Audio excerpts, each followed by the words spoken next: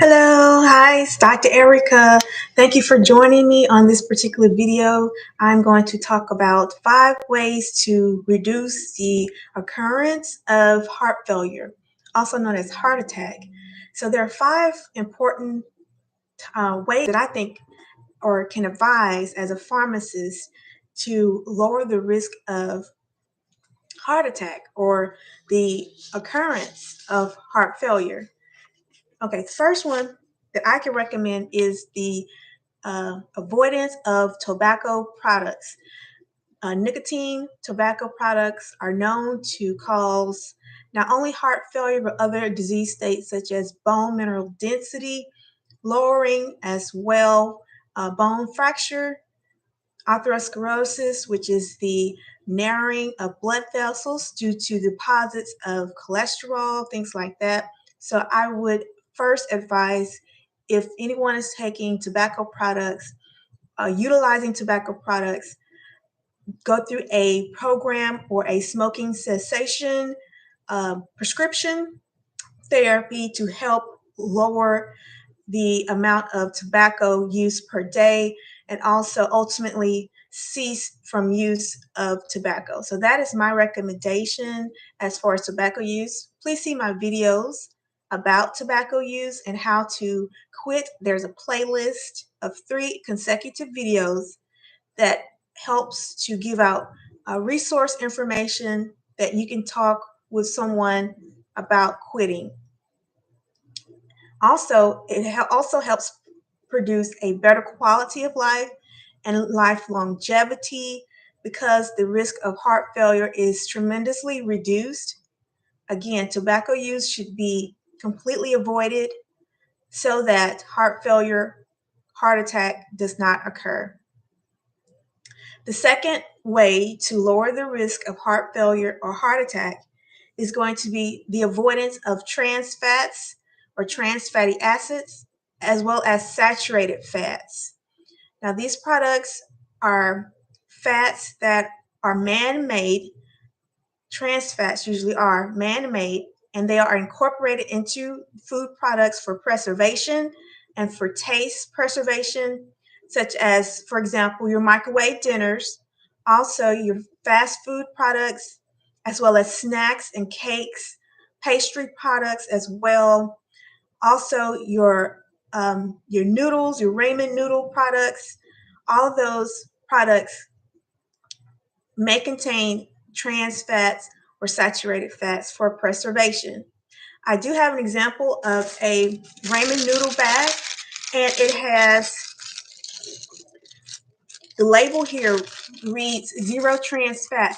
Why? Because labels now are required, food labels are required to report all amounts of trans fats and saturated fats because of the risk of increased cholesterol and the risk of mortality. So, therefore, when you purchasing items, make sure that you're reading the nutrition label and avoiding trans fats and saturated fats. They are widely known to increase cholesterol very fast and very high. So do be aware of that. Avoid all trans fats and saturated fats. And labels will also let you know that. And another example of a product that has trans fats are microwave dinners. For example, Hungry Man dinners, their use of trans fats is to help with the preservation of the flavor and the preservation or longevity of the product. So do be aware that these are man-made, engineered trans fats. They're not natural, but only man-made or engineered to help with this preservation that they present. So I am aware, and I do check my labels, and I do advise that others check their labels as well. You can substitute trans fats for healthier fats, such as your omega-3 fatty acids, your monosaturated fats. Substitute your margarines and your butters for vinegars, for other products to help with the reduction of those saturated products. Also, utilize healthier ingredients to help offset the amount of cholesterol increasing entities. The third recommendation to lower heart attack rates and heart failure rates is going to be to maintain sodium level of less than 1200 milligrams per day. Sodium level of less than 1200 milligrams per day will help to reduce the amount of sodium and salt intake, providing a healthier system, producing less water weight as well, because we know that water follows sodium. Also, it helps reduce the amount of edema, and also helps to reduce blood pressure increase, organ system failure, kidney failure. Also, it helps to reduce the intraocular pressure for those who are dealing with glaucoma. Also, it helps to reduce pressure on the arterioles and the veins of the circulatory system. So I do recommend to use the least amount of sodium as possible.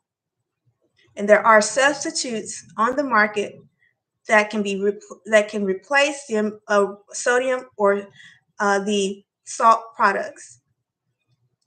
The fourth way to lower your risk of heart failure and heart attack is to maintain exercise that will keep the body mass index at normal or average. Body mass index is a ratio of one's height versus one's weight. Okay, so a overweight person will have a high BMI. An underweight person will have a very low BMI. Your BMI can be measured at your pharmacist's office or pharmacy for evaluation, self-care, and also self-knowledge. Make an appointment, and the pharmacist will be happy to help you to determine your body mass index as well as your waist circumference. A normal waist circumference can be measured for males and females. For males, it's recommended to have a waist circumference of 35 inches. For males, it's 40 inches, and then for females, it's 35 inches. So do remember, for males, a normal waist circumference is 40 inches, and for females, 35 inches. This should be calculated at your pharmacist or your pharmacy's office or your doctor's office. Do be aware that the waist circumference determines how long a person can live. The more normal the waist circumference, the longer the person can live.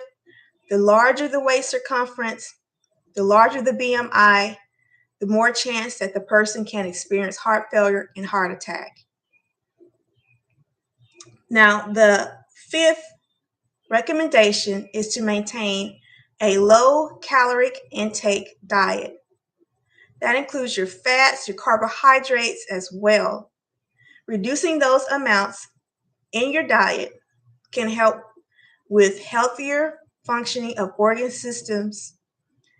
Also, I recommend that you increase your water intake as well. Drink 6 to 8 ounces of water per day to help with organ functioning and to help with replenishment of skin moisture. We prevent dehydration and also receive electrolytes as well through your water intake. Some patients who have heart failure or heart attack risk should not increase their water intake. So if you fall into that population, do understand that you consult your doctor for further information concerning the amount of water intake per day. For normal heart functioning patients, it is recommended, again, to take 6 to 8 ounces of water per day, and also to have a low caloric intake diet. Increase of protein, increase of fiber, also increase of healthy green vegetables, and fruits.